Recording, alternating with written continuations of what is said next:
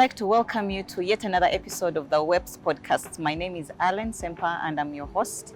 Here with me today, we are going to be discussing strictly the grow loan because we know that you ladies are so interested in the grow loan. So we thought we should just bring someone that will answer all your questions.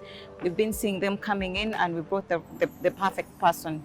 So with me today to discuss the grow loan is Paul Nuwagaba. He's going to tell us about himself and what he does, and I'll deliver your questions to him. You're welcome, Paul. Good to have you here. Thank you, Alan, and I'm happy to be here. I know the viewers are interested in knowing who you are, what you do for the GROW project. My name is Paul Nuwagaba. I am the Access to Finance Specialist on the GROW project at Private Sector Foundation. And yes, I am the focal person for the GROW loan. So, being the finance specialist, you know who qualifies to get the GROW loan. Tell us about that. Who's eligible for this money?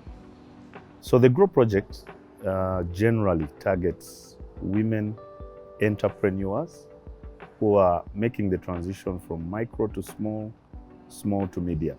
We've set a minimum financing need of 4 million and then an upper financing of 200 million. And when we talk about a woman entrepreneur, we are saying women who have both formal and informal businesses. What do I mean by formal?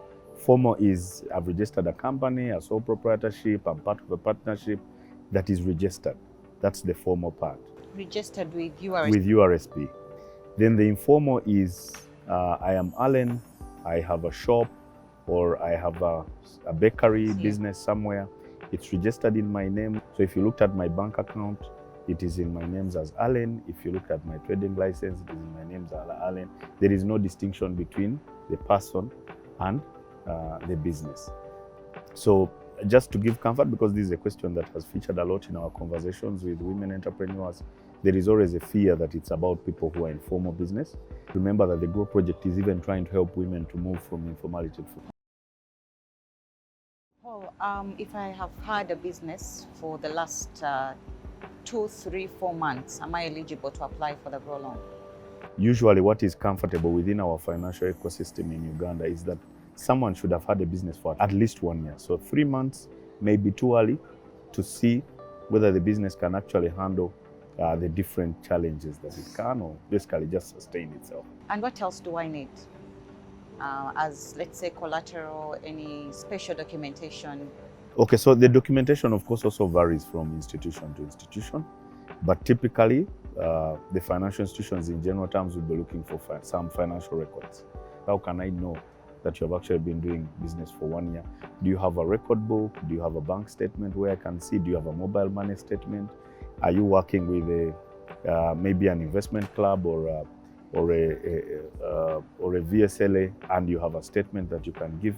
And then there are the other things, of course, that they will ask you for identification that goes with just proving who is the business and how is it linked to you.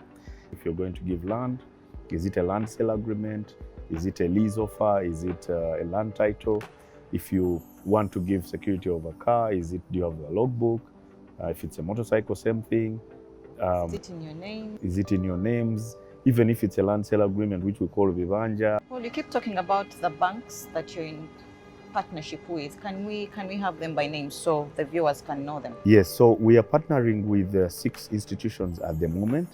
We are working with Centenary Bank, then Finance Trust Bank, Post Bank, DFCU Bank, Stanbic Bank, and Equity Bank.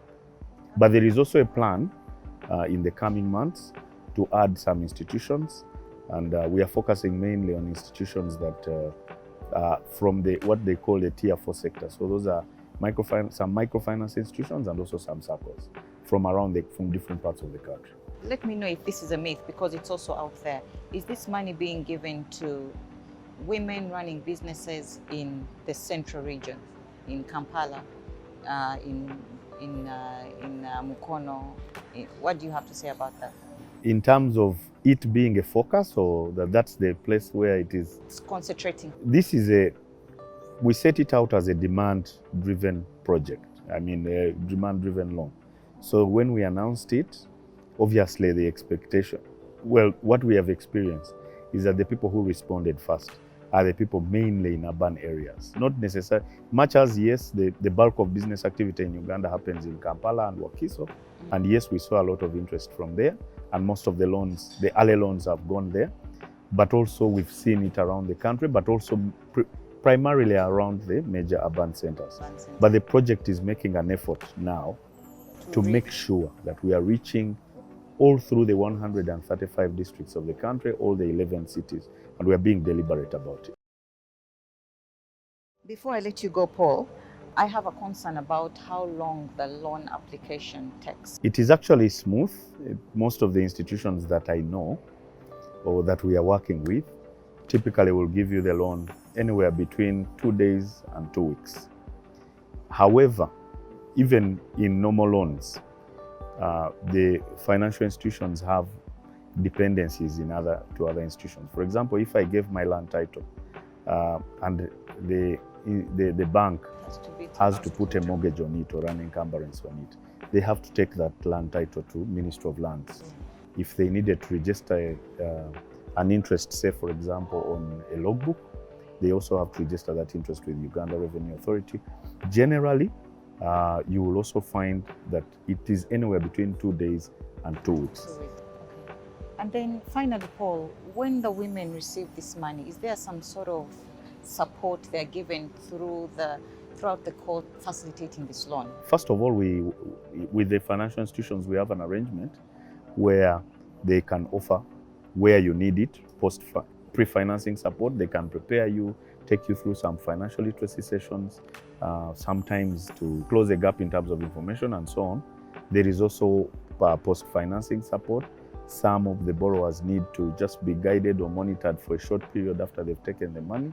But one of the other things that we offer, especially to the women who are taking these loans, we have something called a grow bonus. It's a performance bonus. So if a bank gave you a loan for 1 year, a grow loan for 1 year, and you paid well up to the 6-month mark, you qualify to earn a bonus, which is a percentage of the amount that you borrow. So we are paying it as a kind of top-up loan. Not a top-up, we actually pay it as an incentive to the woman who has borrowed the loan. So we pay some money through the bank to reduce the amount that they still owe on their loan. And it's a bonus to say you paid well, but we are also encouraging them to pay well so that even after the project has ended, these women can continue to borrow and their records will be carried, their credibility will be carried for the rest of their life as entrepreneurs and as they work with these financial institutions. Yeah. Maybe the other thing that I needed to add as other incentives, the project, is not only about the grow loan. There are very many other services that we are offering. They are essential business management skills. The project has developed a course with MOOBs, a 9-module course, which of different things, different essential business skills, which are needed in any business, irrespective of the sector. So things like customer service, record keeping, marketing, so different modules of that nature. They are delivered in multiple languages. They will be delivered in multiple languages around the country. And the first beneficiaries will be those who have even already benefited from the loan. Very good, very good. I'm so glad to have you, Paul, because even for me, I have had some Things questions that and you you've probably addressed did, them. yes. Yeah. So I'd like to ask you to give your closing remarks to the viewers. Yeah, so I'd like to encourage the women entrepreneurs out there. This is a big opportunity, the Grow project. In the time that since it was launched in January 2023, it has 2.5 years to run.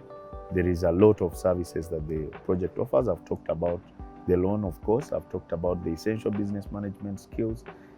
There is also an offer which went out 2 months ago to encourage women entrepreneurs to get together through their women entrepreneurship platforms to access what we call common user manufacturing infrastructure.